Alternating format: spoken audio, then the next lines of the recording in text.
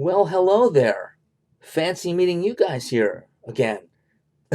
Are you ready? The Age of Enlightenment is up next today. This will be a pretty long unit. It happens to be, of all the units I teach and the 6 courses that I teach regularly, the chapter, the unit that I probably know the most about. If I did my graduate work in anything, it was in the European Enlightenment. So I don't know if that's better for you or worse, since when we know more about something, we tend to talk more about it. So I might be giving you more information than you ever wanted or even need. Nonetheless, this is my greatest area of expertise, at least technically speaking, based on my degrees. So the Enlightenment is yet another intellectual movement. I say another because we've already seen one big one, the scientific revolution, a few units ago. And we said even then, I said even then, that the two are related, intimately, in fact, as we'll find out. I just split them up because, we had 2 units that didn't have reading material, and I thought it would be kind of a nice way to kind of stagger things, add a little variety, to split the 2 units that in our textbook are back to back, 2 intellectual movements in a row, the scientific revolution and age of enlightenment. But we do need to recognize that these things do connect to each other. Again, we will see how. Reading from a very good recent book on the Enlightenment that I'll quote again later on as well, the author says, simply talking about the Enlightenment thinkers, or philosophes as they were and are sometimes known. It's a French word. The Enlightenment is usually seen as being centered in France, though there were Enlightenment thinkers, as we'll also see, in all of Europe. But the author here says simply of the philosophes, no group of people had done so much to change society's general way of thinking. So this gets us back to the intellectual movement itself, meaning the definition of it.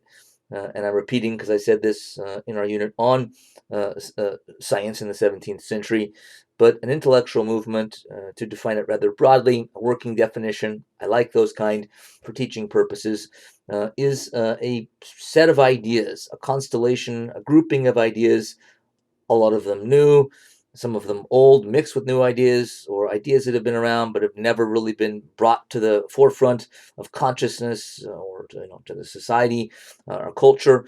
And if and when that set of ideas sort of turns over society, any society, and changes the way people think, as it says here, the philosophes, the guys you see in the picture here, and women you see in the picture, change society's general way of thinking. So this, by definition, is an intellectual movement. So the scientific revolution was the sort of intellectual movement of the day of the 17th century, and this, the Enlightenment of the 18th century. So how were they related to each other?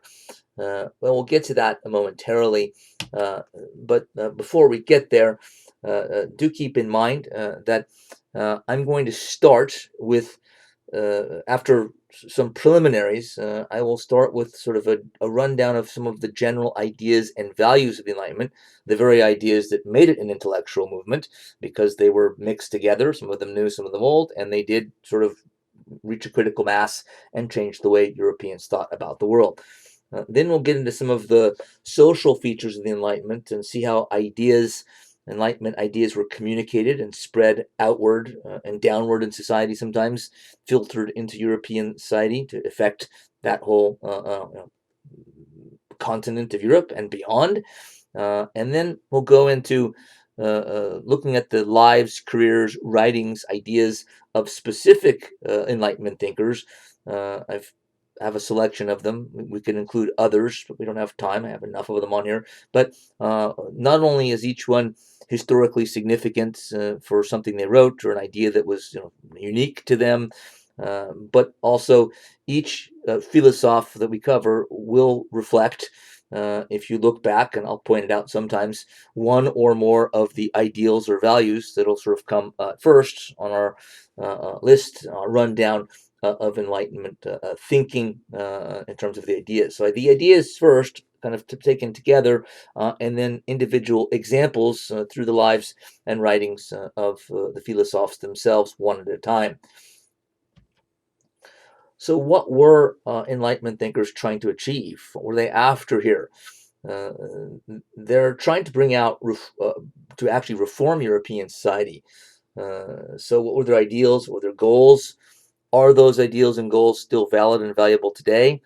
The latter question is, I think so, but it's controversial today. The Enlightenment itself is controversial. That question is controversial. But let's save that for later. What were their goals and ideals? I'm quoting from two very recent, very good books on the Enlightenment here. Enlightenment philosophers, says one, sought not merely to interpret the world, but also to change it. That's stealing and paraphrasing from Karl Marx. We'll learn about later. Indeed, they believed that it was their duty to do so, but although some of them were not shy in acknowledging that enlightenment is justly accused as the cause of revolutions, most Enlightenment intellectuals are correctly read as advocating peaceful change through free inquiry, public discussion, and institutional reform. Enlightenment intellectuals were strongly committed to the task of shaping life itself and actually bringing about the order of things, meaning like ordering their societies, putting it in better order, which they conceived as necessary, believed that specific institutions and social practices play key roles in shaping human lives, were convinced that initiating certain fundamental changes in human institutions and social practices would facilitate a deeper moral transformation of human life, and held that it was humanity's duty to undertake these changes. Whew! That's one heck of a quote. I warn you ahead of time, there are a lot of quotes in this PowerPoint presentation. I include a lot anyway, as I'm sure you've already noticed, but there are more here. I won't read all of them, but when I do, I will try to interpret them for you, define them for you, paraphrase them for you, pick out key phrases and words to kind of model this type of reading for you. So in this case, we don't need to dally on this particular quote because it'll be explained more simply kind of as we go along. Nonetheless, they thought that it was humanity's duty, their duty, to undertake these changes. So this was very serious stuff. There's some comedy, writing in plays of the Enlightenment, but they're very serious that their work is going to, or at least should, transform the world for the better.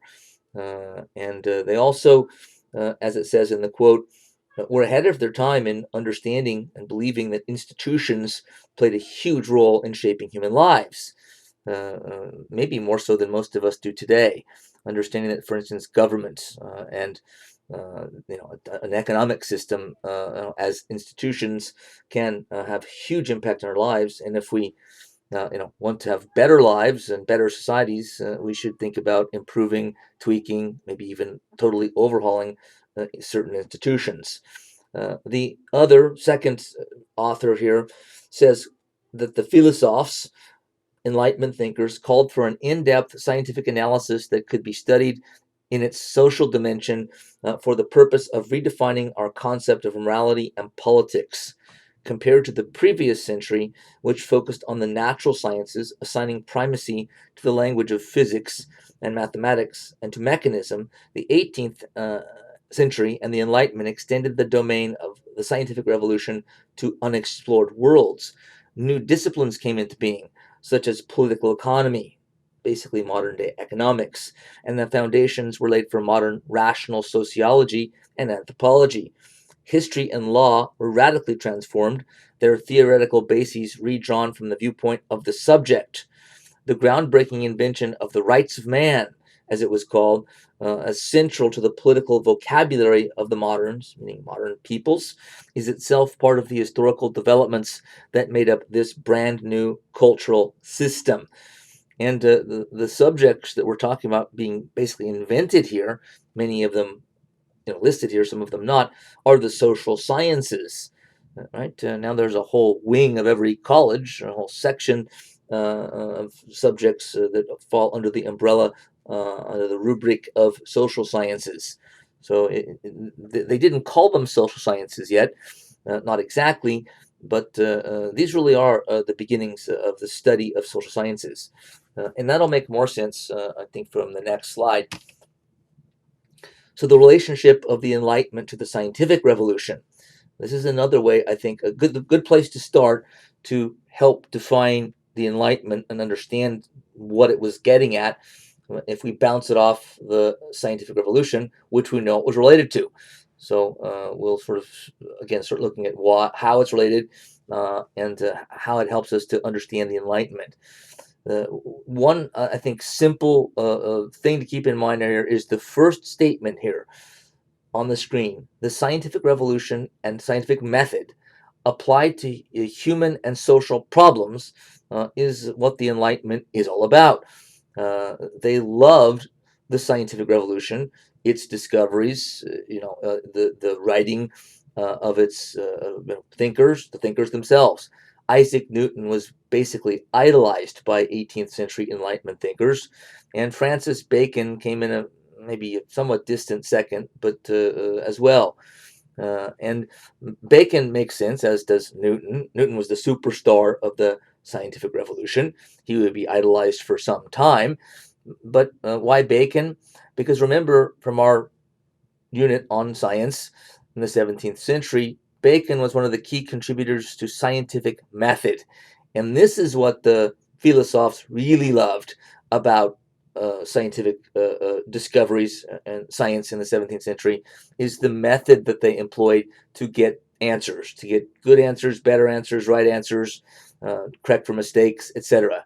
And they saw, particularly in the work of Newton, something that just bowled them over. Wow, that technique, scientific method, there isn't one scientific method, but nonetheless, this is potent.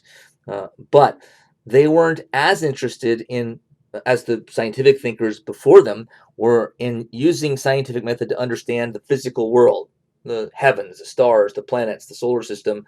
They were more interested in human and social problems and issues.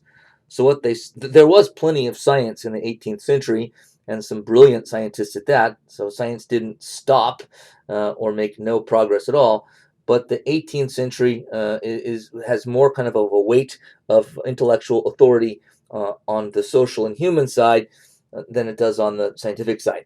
So what the philosophers are trying to do is, and they're confident that it will work, maybe overconfident that it would work, but take scientific method and aim it in a different direction. Instead of aiming it at the solar system, the physical world, turning it and aiming it at the human and social world. So institutions, as we've already said, understanding how institutions work by using scientific method and coming up with solutions to improving them, make them better, solving problems in political institutions, economic institutions, educational institutions, etc. So the scientific revolution and scientific method applied to human and social problems is actually a pretty good, succinct definition of the Enlightenment. Taking the same techniques and hopefully, in their minds, applying those techniques and getting the same kind of fantastic results. So being able to get a theory, something like a theory of gravity for social science, that's where they might have been overconfident. This is sometimes called the Enlightenment Project because these thinkers, writers, intellectuals who will meet, some of them anyway, were about improving the world. They were looking to reform European society and really the world by extension for the better, to improve particularly physical, material conditions, so to improve standard of living, to improve the economic situation of individuals and communities and the whole society. So, but they also believed in moral improvement as well, but it ended up taking somewhat of a backseat to physical economic improvement. Uh, so they're using, again, science and reason as part of a reform project, hence the Enlightenment Project, to reform the human world for the better, to improve, to make progress so that humans can be more comfortable, happier, more fulfilled, live worthy lives, etc. Another way to think of this, at least part of it, is a simple, somewhat cheesy analogy that I always use, which you see on item number 3, cleaning out Europe's garage of institutions, customs, and traditions. So like I go out and clean out my garage, or my wife does, because it gets cluttered sometimes. It's as if in the 18th century, I say as if, Europe were cleaning out its garage, but not of like stuff lying around like an old shoe or a hand saw or whatever is in my garage, but cleaning out the garage of institutions, customs, and traditions, trying to get rid of clutter in ideas and values, etc. So and everything was held up to the critical test of reason. So if institutions didn't make sense based on rational principles, logic, evidence, etc., scientific method, then they need to either be reformed or just ditched entirely, thrown away. Customs, traditions, everything was up on the block, had to pass the test of reason, or it got changed or eradicated. At least that was the theory. Every philosopher had their blind spots, had their soft spots, where they didn't want to get rid of something that might not have been totally rational. Other philosophers are saying, get rid of that or totally change it, reform it. So they're human. None of them were 100% consistent in maybe, and it's arguable anyway, which institutions, which customs needed to be overhauled, which needed to be kept as they were, etc. But the idea, right, which they pretty much stuck to, was to sort of go through basically everything and make sure it all holds up to kind of modern standards of human reason, logic, evidence, scientific method, scientific thinking. So I said the Enlightenment gets criticized a great deal today, and wow, I wasn't kidding, was I? Those are only three criticisms. We could go into more, but I think they're the three biggest ones right now. So I start with the one labeled number one because this is the one that's sort of right around most today. The other two are still there, but they're kind of in the background at this point. That could, of course, change, but plain and simply, there are a growing number of people in academia, professors, who believe the philosophers were bigots. And this should be easy to understand because it fits right in with things that are going on in our world today, in our country today, which have to do with saying about our own history, U.S. history, but also Western civilization as stemming from or basically giving birth to U.S. history, English colonists who turned into Americans, but that this is the history of sort of dead old white guys. Well, I guess they're dead. They're worse than old. They're dead, but dead white guys.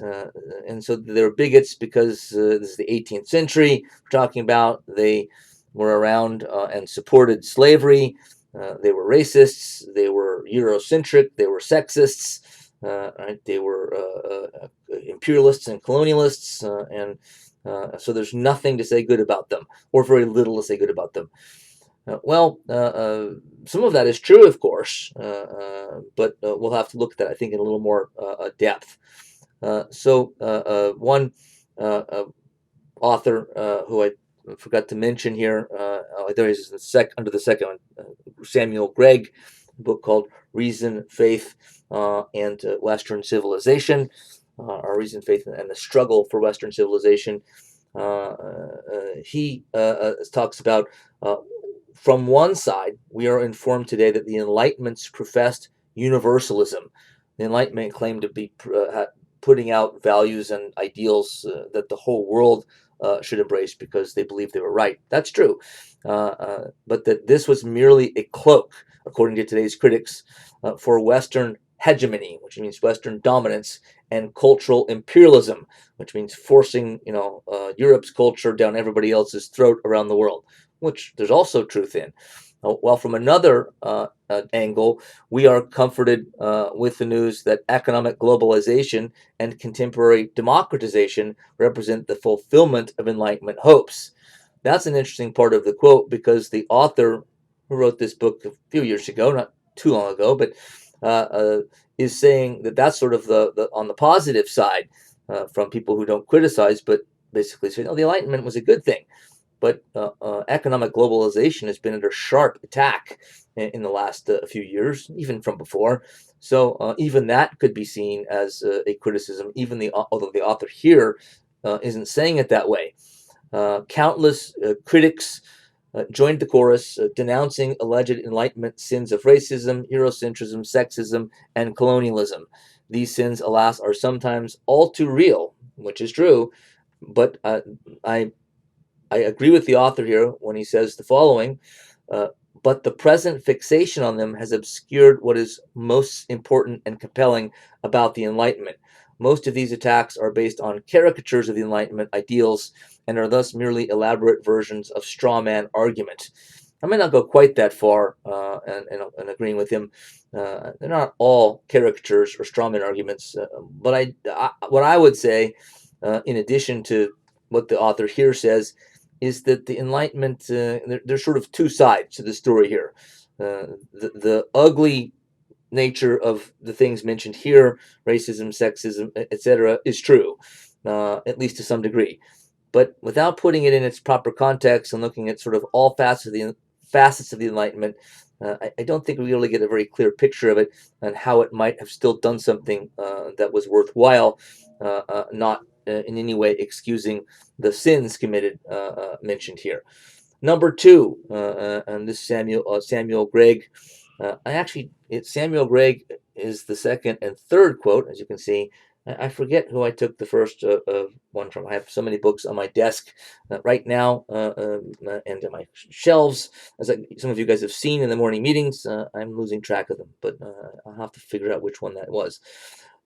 So the philosophers were dangerously overconfident about what science could accomplish, and in a related argument against the Enlightenment, the philosophers were dangerously overconfident about what humans could accomplish in the world. Both of these, 2 and 3, come from not from the political or academic left, but they come from sort of the right, more or less. And I think these criticisms have some validity to them, actually quite a bit. So all three of our critiques here, 1, 2, and 3, have merit to them. So I try to be as fair and objective as I can, though I am a human being with my own ideas and views and biases, I suppose. I try to weed them out, but maybe we can't do it completely. So I'm trying to be sort of extra playing devil's advocate here and sort of playing all sides of the arguments as much as I can. So, quoting from Samuel Gregg's very good book, he says that a pathology characteristic of much post-Enlightenment reasoning, so thinking and writing coming after the Enlightenment but influenced by it, is often called scientism, treating the scientific method as the only way of knowing anything and everything. Some began treating the empirical sciences, empirical means gathering evidence and knowledge through the senses. Some believed that it was in the 18th century, it was the only way you could acquire knowledge and know anything was through your senses. So viewing it, hearing it, writing it down, studying it, picking up a rock and turning it around your hands and studying it that way. So treating the empirical sciences as the only form of true reason and the primary way to discern true knowledge. Closer to our own time, the tremendous technological and industrial progress realized in the 19th century through such disciplines as biology, chemistry, engineering, and physics encouraged triumphalist rhetoric about science's potential to eclipse everything. On the everyday level, scientism appears whenever the language of science is invoked as a trump card in debate. When someone responds to an argument with the uh, uh, science says, he's often implying that the natural sciences provide the only real standard of objectivity, making the scientist a quasi-religious authority to whom all must defer. I add, because you hear it quite a bit, too, I mentioned in one of our meetings that on CNN, other television news programs, stations, channels, that you hear all the time, well, the science is settled on this or that. And whenever I hear that, I just laugh because that's not even a scientific statement to say the science is settled. Scientists wouldn't say it. The science is on anything is never settled. Science keeps moving. It keeps studying everything. And it doesn't always overturn old theories, but it kind of works at doing so to make sure all the time that they're correct. Science, if it was the science is settled on something and they don't keep studying it, science is in trouble. It's like a shark; it has to move forward to survive.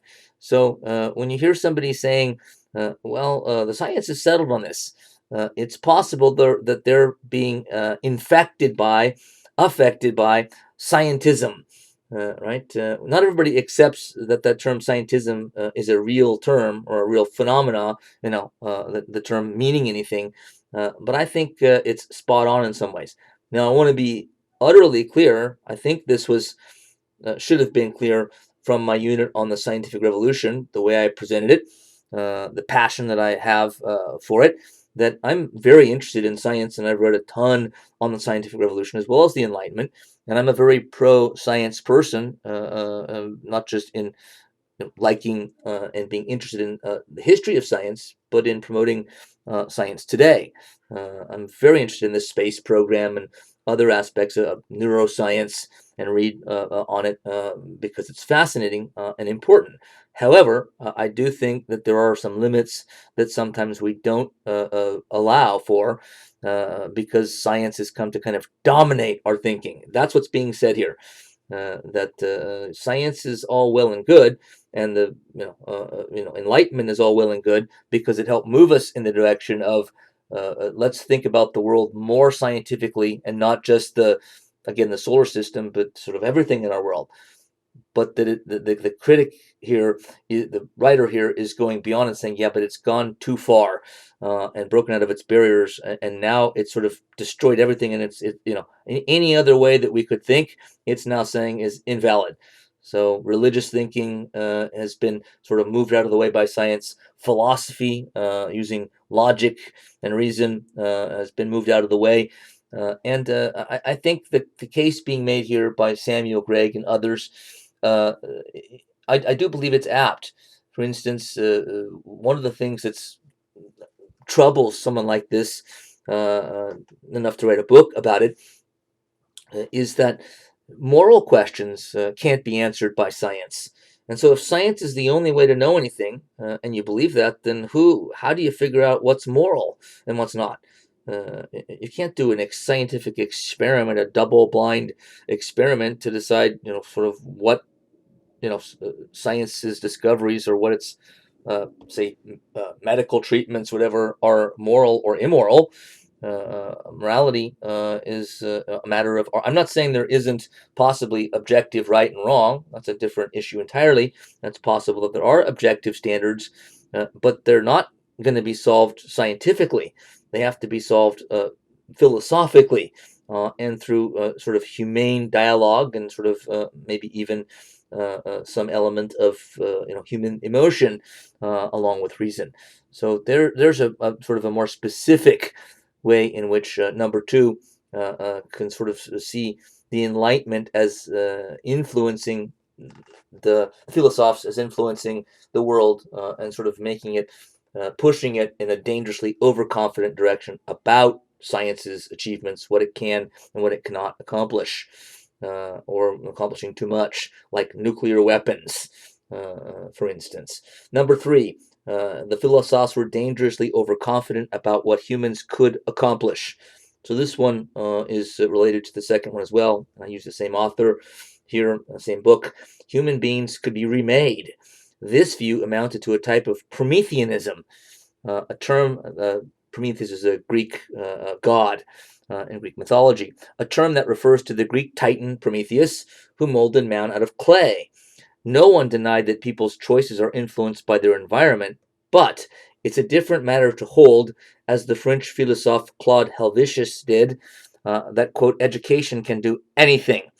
Now, the implication of this shift, of these shifts, are profound. No longer is anything given about human nature. It's a blank slate, even plastic. Human beings are their own creation, not creatures with an essential nature that, like God's, does not change. So there is a certain element, I think, of not just overconfidence, but even hubris in all of this, and maybe folly to some degree.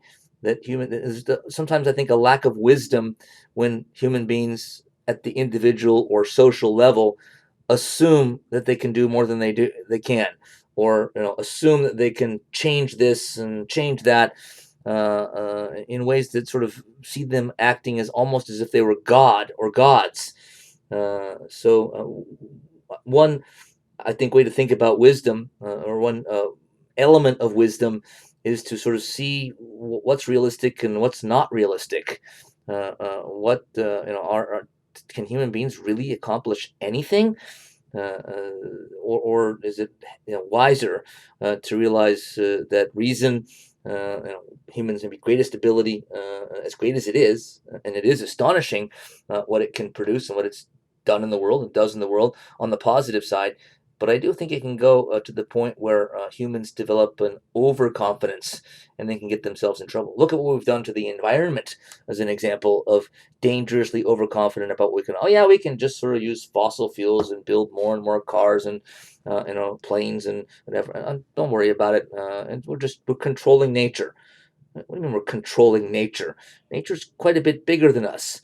So if you're an environmentalist, by nature or by study, there's one way to think about the type of overconfidence that sometimes is laid at the doorstep of the Enlightenment thinkers by its critics. It's not, of course, all on their shoulders. They're just saying much of it kind of seems to have started with the Enlightenment being overconfident about what humans could do to change the world for the better, perfect it.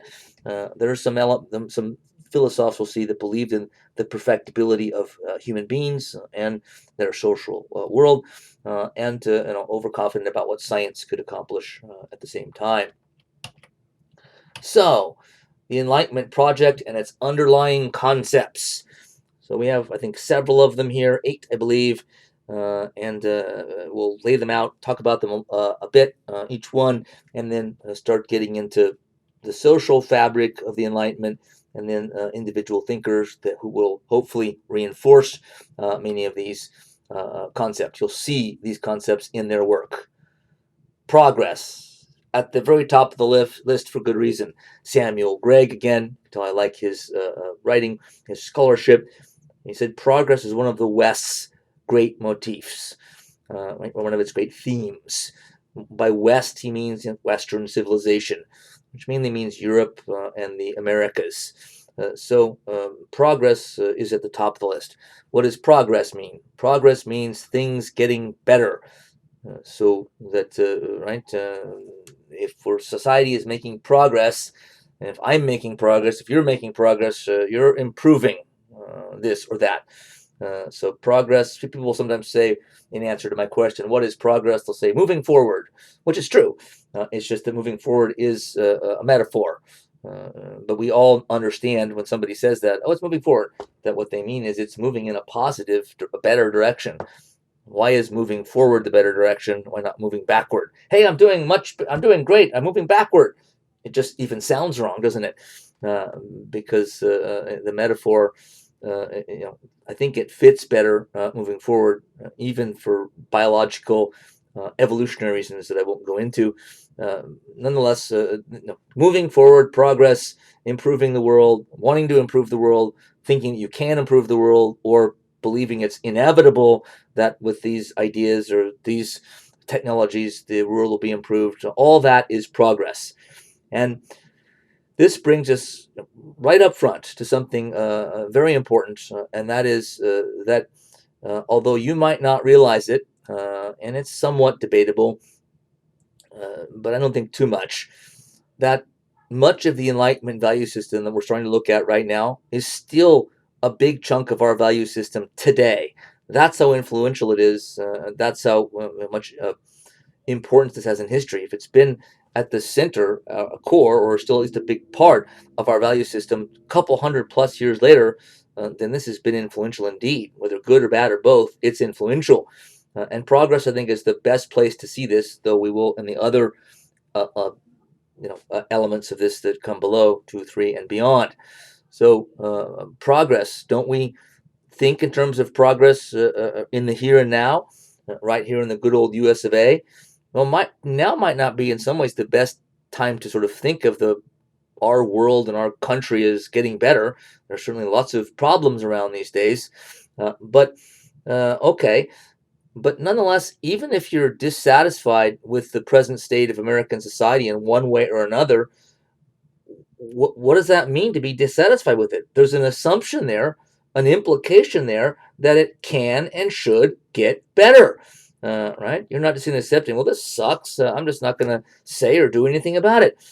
Right? So whether you're optimistic or pessimistic about our current state of affairs, our current society, you're still, whether you realize it or not, now you do realize it if you didn't before, that your thinking is progress oriented.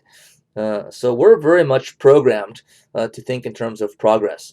Well, doesn't everybody everywhere at all times? The answer is no.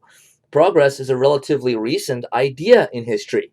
It's around the world now, but you don't have to go that far back in European history, what we're studying, to find no such notion. So I use, as a sort of a hypothetical example a lot, a peasant farmer in Germany in the Middle Ages, say 1300, kind of just at the end of the High Middle Ages. And a poor peasant farmer has his own farm. Is he thinking about progress, the world getting better, his life getting better? And of course, he's not thinking that. Never. I'm not saying there was no one in the Middle Ages that thought that way. Maybe a handful of rich people who had the time to sit around and think about progress. But that's the point here. This farmer doesn't have time to think about progress, right? Why? Because he's trying to survive, like all the time.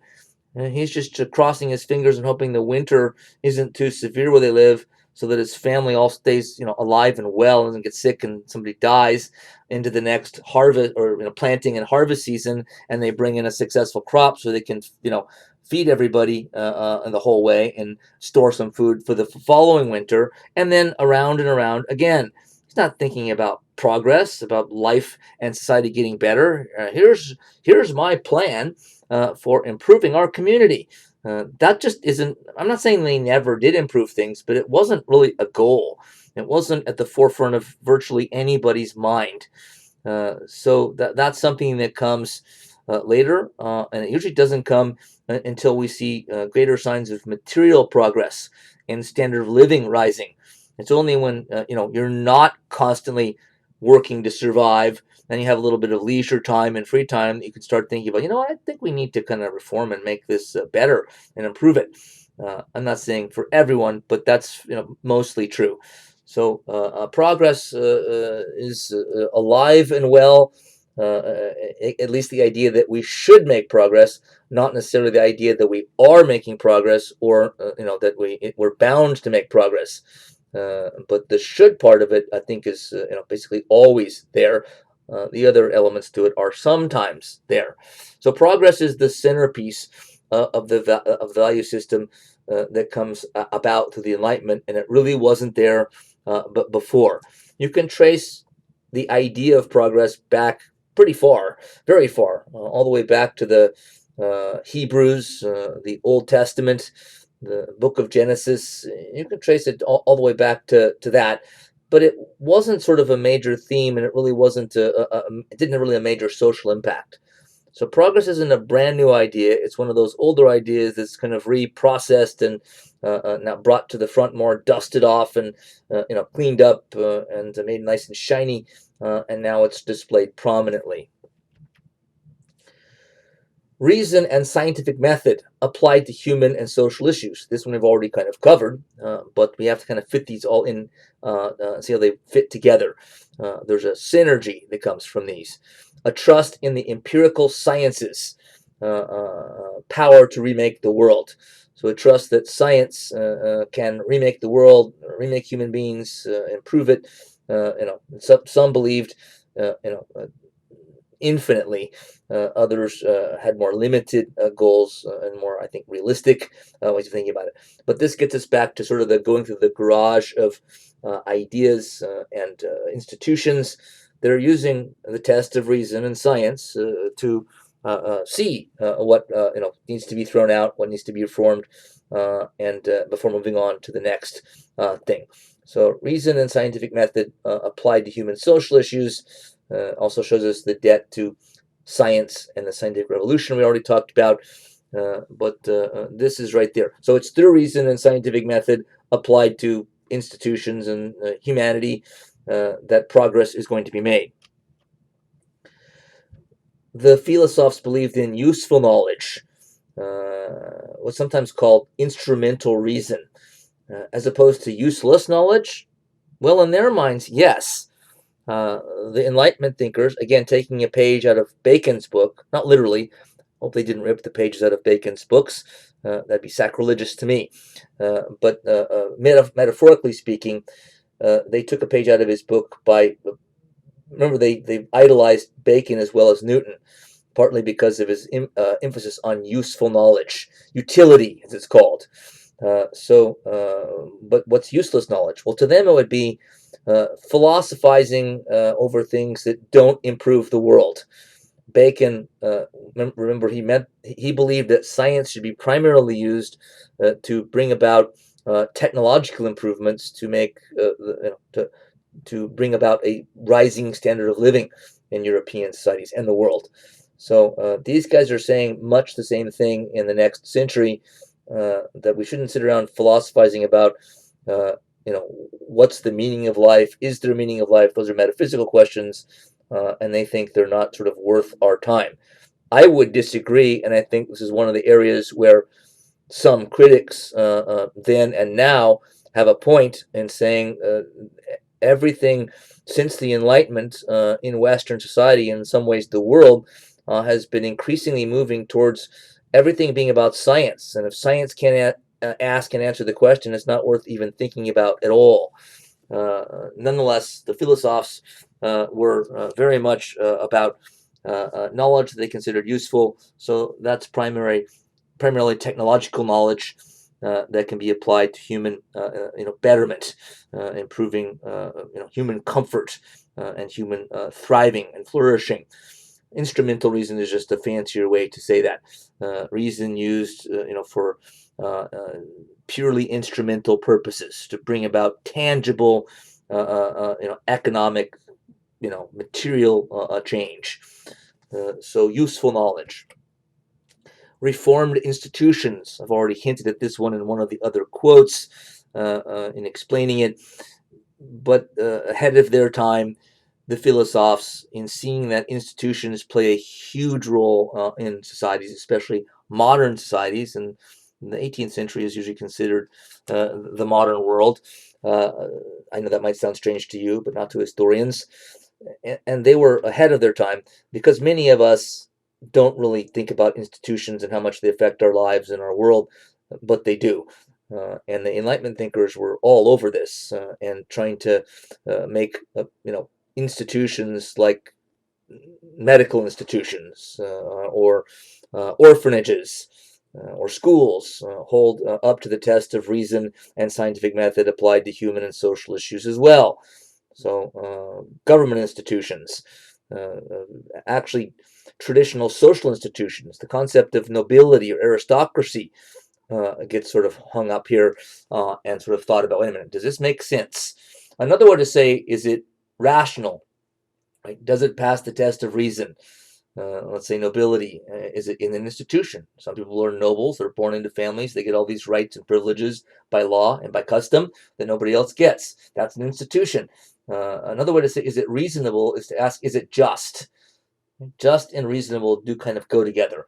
In a modern democratic society, if it's not reasonable, it's not just. Most of the time, almost all the time. So you could say, okay, well, is nobility just? And surely, I mean, I know for a fact they were asking that question, which is the first place that it's sort of been comfortable or obvious for me to stop and say that the Enlightenment Project, we could say that about all the terms on this page, but right here we can see maybe more clearly than anywhere else that these philosophers are going to get themselves in trouble because by going through the garage of ideas and at least theoretically, potentially opening everything up to criticism, everything, that means they're going to have to sort of look at government, as I said, right? Monarchies, the nobility. You think the nobility wanted to be scrutinized in this way and have scholars who are influential and increasingly influential, saying, you know what, your institution of nobility doesn't make a lot of sense. It's unjust. It doesn't sort of follow the precepts of reason. I think we need to throw it out. Right? So this is why some scholars think that the Enlightenment helped to lead to the French Revolution, though that is a contested idea. The science of man. The Enlightenment thinkers were very keen on trying to understand what made humans tick and understand human nature. So when they said this, then they used the phrase "the science of man." When they said that, they're talking really about what we call psychology today, but also human nature as part of psychology. The philosophers believed, typically of 18th century people at the time, at least educated, that human nature was basically fixed, that it wasn't malleable or not really malleable. And so, if we understand man's human being's nature, what he or she is naturally like, then we have a better chance of reforming institutions and creating a better society around what we know about how human beings function, what makes them tick, what motivates them, etc. Now, this is also back to one of the criticisms that we already laid out there, which is the idea that we can just human nature is malleable, and to some people, infinitely malleable in the 18th century and ever since. And some of the critics have said or believe that this is going too far, because human nature isn't infinitely changeable. In fact, many think that it's not really changeable at all, that there is a fixed human nature. And this is a long-standing and still going on debate, and an interesting one for sure. But most of the philosophers, if not all of them, did believe that human beings had a fixed human nature. That idea isn't as popular today, say in academia, in the social sciences and humanities especially, but the philosophers basically believed, no, human nature is fixed, and so we need to know human nature. Here's an area where we can also see and say that it says the science of man, but this wasn't always about scientific method here, even though they might have thought it was, because how do you understand, how do you understand a human being's nature, right? And we should, I should be more specific here or clarify. They weren't talking about individuals here so much. They were talking about human beings in general, right? Because human nature, I mean, you maybe already see this, but human nature can't, if there is a fixed human nature, that means everybody has certain traits in common. There are certain things that human beings all share. I don't mean like arms and eyes. That's true too. But I mean sort of features of our minds and our emotions and desires and wants, and these kind of things that we all share. So this is where they're trying to understand what those basics are. They understand that each human being is a unique individual and believe that as well, but they're not as interested in that as they are understanding what human beings have in common, in a general sense. So, but the reason I say this isn't necessarily a science is because how do you understand what and if human beings have certain traits in common? One of the ways they thought was to study history and look at human behavior that's been recorded in the past. It's kind of like this set of laboratory experiments in human nature already done. The way families behave when they're competing for power with each other. They all, three brothers competing over the throne when their dad is about to die. The eldest son is supposed to inherit, but the other one is now motivated to kill his brother because he wants power so badly. So these kind of historical events, and I was saying that hypothetically, but there are such examples of things like that. So using history was one of their methods to sort of try to understand how human nature was fixed, fixed in what ways. But that's not necessarily scientific in a scientific method sense. Not in the way that Newton, sort of, you're not going to find it through math. You're not necessarily going to find it through, I guess it's empirical, and it is somewhat inductive if you're studying specific examples from the past and sort of gathering them together and seeing what they have in common. So there's something scientific in their science of man approach, but in some ways it's not all about science. And so my original point, as convoluted as I've made it here, is that this also is another area where you can see the possibility that science, experiments, mathematics aren't necessarily going to sort of teach us everything that we can learn and maybe need to learn about our world, in this case, human beings. Individual liberty and equal rights, life, liberty, and property, a phrase in John Locke's work, who we'll meet again. He'll be the one thinker that we've already covered in an earlier unit, our second slide on Locke, showing you how large he looms in European history. But so the philosophes were believers in individual liberty for sure. And the basic sort of panoply of rights, at least negative liberty or negative rights, meaning that the government or no other person has the right to take away this from you, right? Your life, your liberty, your property, but other things as well. So nobody has the right to infringe on your freedom of speech, according to the philosophers. Nobody has the right to get in the way of your freedom of religion, according to the Enlightenment thinkers. Nobody has a right to get in the way of your property. So this includes economic freedom as well, the freedom to buy and sell, as at the price that you set in a free market economy. The Enlightenment thinkers, the philosophers here, are capitalists. They're the biggest, and at the time, most brilliant advocates of a capitalist system that there were. Adam Smith, who we'll meet, we don't usually think of as a philosopher, an Enlightenment thinker, but he was a philosophy professor in Scotland. But his most famous book is about economics, The Wealth of Nations, published in 1776, the same year as the Declaration of Independence, which, by the way, is also an Enlightenment work and document as well, written mostly by Thomas Jefferson. But so a Scottish philosopher and professor wrote a book on economics, which is even today, I think, rightly considered to be kind of the standard, most complete work on, what makes capitalist systems or a free market economy work better than anything else. At least that's what Smith believed. They didn't call it capitalism then, but that's what he was talking about.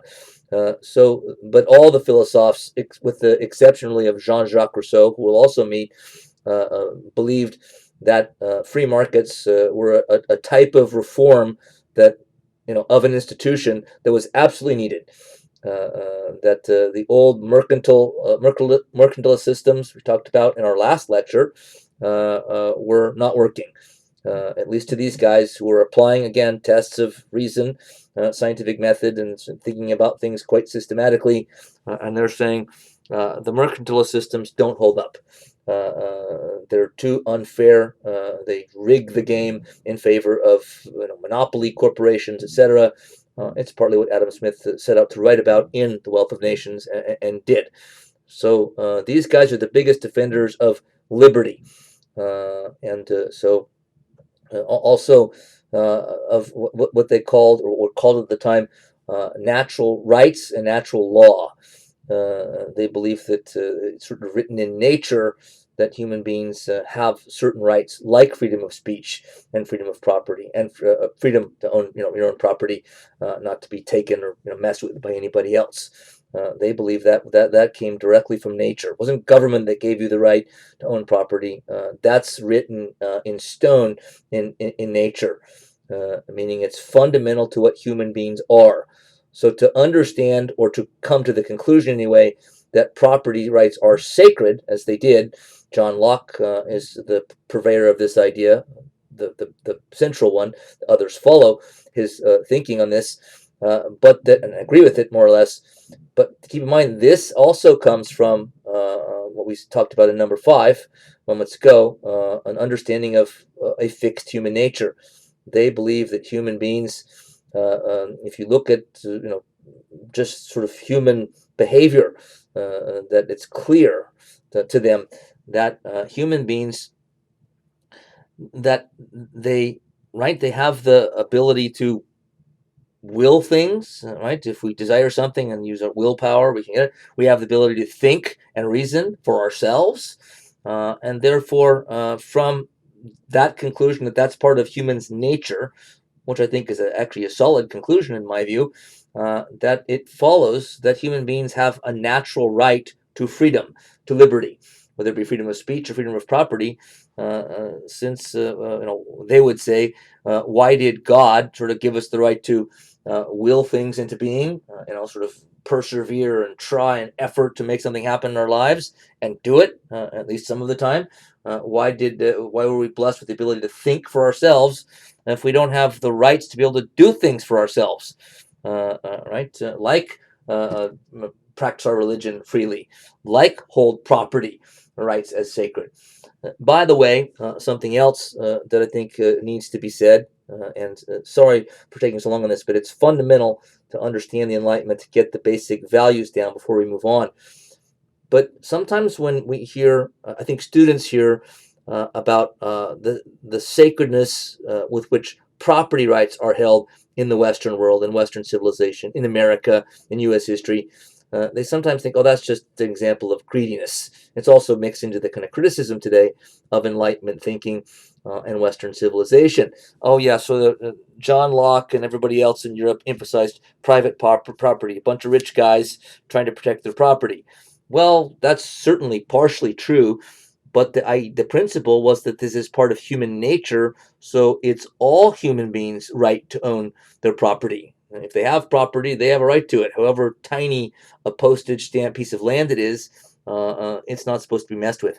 But my point here is that I think we misunderstand or oversimplify if we think about protection of rights of property as just an economic thing. It's about money and greed and wealth. Well, it is about that too, but it's also, I think, again, about sort of human psychology, and one could say human nature, right? Because property isn't just land, a home, or a farm. It's anything that you own. So, what would, how does it feel to any person if all of their earthly possessions are taken from them by somebody else and they can't get them back? Right? You have certain items, in your home, in your house, in your room, that are deeply personal to you, that might not even be valuable economically, but they're your property. And if someone stole them from you, you'd feel like you'd been abused, and in a sense, you would have been. Right, you'd be traumatized. My father or my mom or my grandma gave that to me, or whatever, and somebody's now taken it, or somebody wrecked it. So property isn't just about the right to make money by owning property and buying it and selling it. It's about sort of hold on to things that are sacred to you, and even a home. Our homes, even if it's an apartment, right? That you're whether you own your home or you rent a home or an apartment, it doesn't really matter. The same thing applies. You don't quite have the same rights that if you're a renter as an owner does, but nonetheless you have some rights because the property owner can't just and landlord or manager can't just come into your house and take stuff out, and or come into your apartment and take things out and come in without your permission or whatever. They still have to be respectful. So in a sense, that apartment or home is still yours, and your property is there, and it's the one place, except maybe family, parents, or whatever, that you can sort of go back to and as a sanctuary. The world can be hostile. It can be brutal.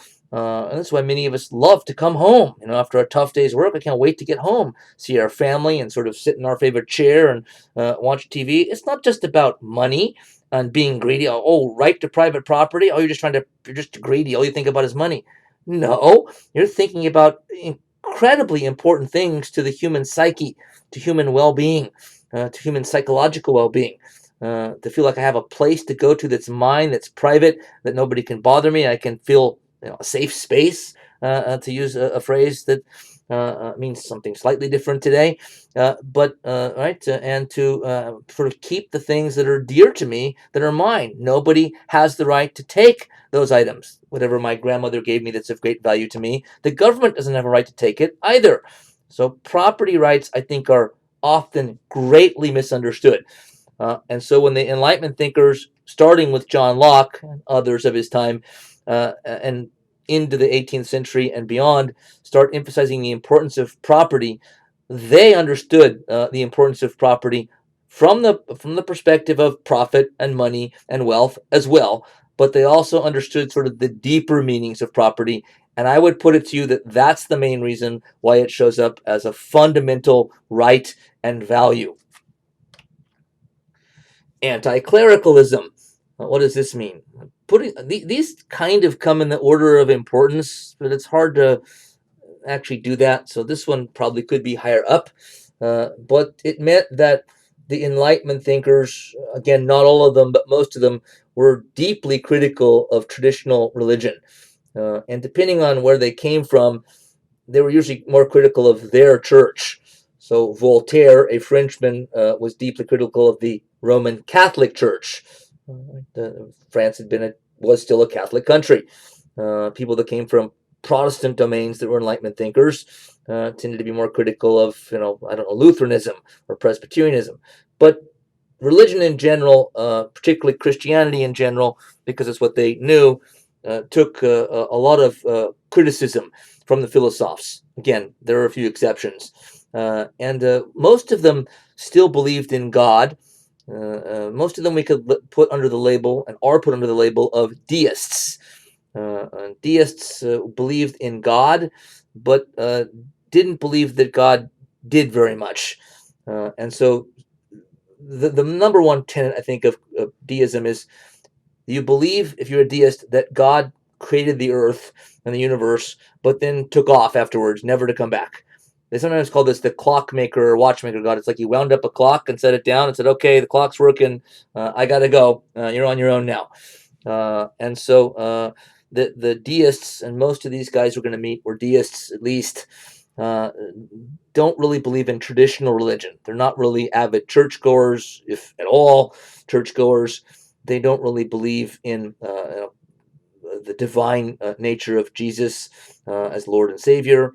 At the most, they tended to believe that the Bible was taught important moral and ethical lessons, but not necessarily divine ones. So, but they believed in an original creator God. But you can see from the viewpoint of serious Christians at the time, and even serious Christians now, this wouldn't sound like religion at all. This wouldn't sound like belief in God at all. And that's not belief in God. And so their critics, of course, did say that. But this is part and parcel of, we should have expected this coming, because it's part of this cleaning out the garage of institutions and traditions. And so Voltaire held up the Catholic Church to critical scrutiny, to scientific method, to reason, logic, and said, does this stuff make sense on a rational basis? And his answer was a resounding no. So Voltaire was a deist. There are even a couple of atheists in here as well, which I think shouldn't surprise us as well. Most of them are deists, but some of them were so of the belief that religion went against reason, principles of reason, that it should be rejected entirely. But here's another way we can see how controversial the Enlightenment thinkers were. Human happiness. Oh, by the way, I'm sorry to go back, but individual liberty. You guys are probably rolling your eyes or cussing at me right now for taking more time. But I can see you and I can hear you through the computer right now doing that. Stop it. No. Anyway, so individual liberty, right? Life, liberty, and property. Right. Thomas Jefferson sort of retools that phrase slightly, and in the Declaration of Independence writes life, liberty, and pursuit of happiness, though he certainly believed in the rights of property as well. but he put sort of a more idealistic flourish there, and put property, or put happiness. But that's no accident, because, as I already said, the Declaration of Independence is an Enlightenment document through and through. And in fact, our founding fathers, which include Thomas Jefferson and Benjamin Franklin, George Washington, James Madison, John Adams, they were all Enlightenment educated, and they were Enlightenment thinkers in their own right. Hence, the Declaration of Independence being a thoroughly Enlightenment document. These guys grew up in the Enlightenment. They were educated during the Enlightenment. And what did they read? Enlightenment books. They read, or the American guys like Jefferson read all the thinkers that we're going to talk about. So they were heavily steeped in Enlightenment thought. And so no surprise that they imbibed this set of values right here. They put these forward. And I was reminded to say that because of happiness, or life, liberty. I already talked about their commitment to liberty and happiness. So liberty, we usually use the term freedom today. Liberty is a big thing, of course, in American history and American society. It's a big issue. Right, our rights to sort of do what we want to do, as long as we're not breaking laws and hurting other people, etc., etc. Americans have always held that dear, though it doesn't coexist as easily as you might think with equality. That's why I put, instead of equality, equal rights, because the philosophers believed in equal rights, but that basically means equal access to freedom and liberty. So in a way, liberty and equal rights are sort of two ways to say the same thing. They certainly didn't mean equality of outcome. Maybe they probably meant equality of opportunity. The playing field should be leveled so everyone has a fair chance at success. Keep in mind Jefferson's phrase in the Declaration, right? Life, liberty, and the pursuit of happiness. It says pursuit of happiness. So it's saying you don't have a right. It's not saying you have a right to happiness. It's saying you have the right to pursue happiness, meaning you got to go and get happiness. It's not the government's responsibility to make you happy. You got to go do that, but you have the right to pursue it. So any obstacles that are in the way of your happiness, yeah, we have to kind of clear those obstacles out of the way so you can pursue it, but you're going to have to pursue it. And this is the way that 18th century Enlightenment thought sort of was across the board when it came to liberty. Again, they believed in negative liberty, negative rights, not positive liberty and positive rights. Positive rights. So the right to property, that sounds positive, but what it really means is your right not to have anybody mess with your property or steal your property. So negative right. Right. You have the right to free speech, but that really means nobody, including the government, has the right to step in and take your freedom of speech away from you. Positive rights don't come until the more modern world. So the philosophers weren't thinking in terms of right to food, right to life, right to health care. That's not on their radar. We shouldn't, I think, fault them for it. The world wasn't sort of, at that point to think about those kind of things as the province of government anywhere yet. But they do believe in sort of the liberty in the negative sense. They don't have the government or your neighbors or somebody else doesn't have the right to take these certain things from you. And it's crucial to human happiness. So are we saying here then that human happiness, since it's on our radar here, it's one of our itemized list of underlying important Enlightenment concepts, only came about in the 18th century? So nobody tried to be happy before that? Well, of course, that'd be absurd. Happiness wasn't invented by Jean-Jacques Rousseau. In fact, he wasn't even happy himself. But no, the idea, of course, or the feeling of happiness, of course, has been around for all of human existence, I would assume. I don't know if we know that, but it stands to reason. But let's go back to our medieval farmer, our German peasant farmer. Is he thinking about happiness? No. And really for the same reason that he's not thinking about progress. I don't have time to think about happiness. I'm working constantly trying to keep my family healthy and alive from year to year. I don't have time to think about want my life to be better. How could I change my life for the better? I want my children's lives to be happier than mine. No, you don't. I already said it's not even possible. The only options are, right, realistically, in the Middle Ages, the only options were, well, your and your family's life's going to be kind of boring, kind of average, kind of crummy, but at least, more or less, comfortable, or there's going to be disaster. But I want to, achieve fame and fortune, and I want the good thing. No, no, that's not on the menu. It's life pretty much stays the same, which is kind of boring and humdrum, or there's a catastrophe. But I want, no, no, no, no. It doesn't work that way. Not in the Middle Ages. I mean, there are rare exceptions. So it's not that human happiness didn't exist. It's just that most people didn't have time to sit around thinking about it, and so they're happy kind of without realizing it. So, and they might. I'm sure they had the word happiness in every European language. So you'd say, okay, when your first child is born, you're ecstatically happy. That you have you have your first child, or all of your children. At the end of a week, you're a farmer, and you go down to the local village pub and tavern and tip a few back with your buddies and tell jokes all night, and you're happy that night and have fun. So life is punctuated with moments of happiness that you recognize as such. You can feel when you're happy, but you're not thinking about it. It's not a goal. So what we mean by putting human happiness on our set of Enlightenment values here is to say that it became kind of a thing only in the 18th century. It became kind of moved to the forefront of people's consciousness, of people's thinking. It shows up on the radar screen for the first time from a historian's perspective in the documents. You start to see people writing in their diaries and in letters and papers that exist, right? Primary source documents, people talking about happiness. Part of this is, again, that by the 18th century in Europe, standards of living were on the rise.